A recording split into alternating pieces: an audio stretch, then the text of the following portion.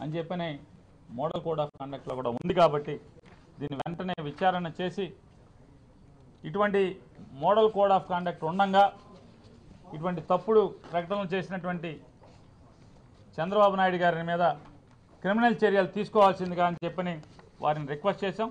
వారు కూడా తప్పకుండా దీని మీద ఎంక్వైరీకి ఆదేశిస్తాను, విచారణ చేసి దాని కింద వస్తే కనుక తగు చర్యలు తీసుకుంటామని చెప్పని కూడా ఎలక్షన్ కమిషనర్ గారు చెప్పారు, స్టేట్ ఎలక్షన్ కమిషనర్ గారు.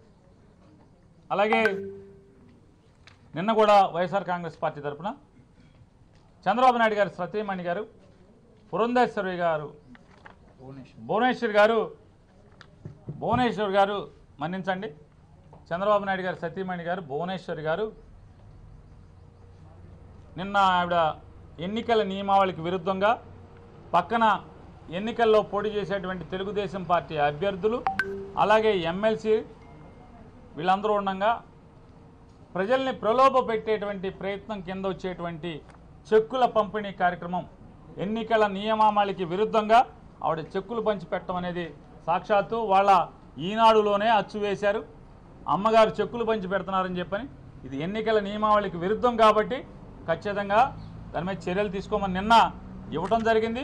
ఈరోజు కూడా అయ్యా సిఇఓ గారు నిన్న ఇచ్చాం, దాని మీద ఏం చర్యలు తీసుకున్నారని కూడా వారిని అడిగాం.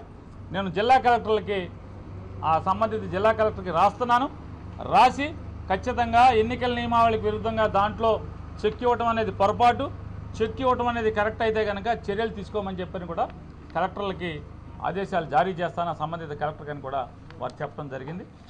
ఇది మరొకసారి అలాగే ఈనాడు పేపర్లో ఇవాళ దుర్మార్గంగా కిరాతకంగా వైజాగ్ డ్రగ్స్ గురించి ఒక బ్యానర్ ఐటమ్ పెద్ద హెడ్లైన్స్తో రాయటం జరిగింది.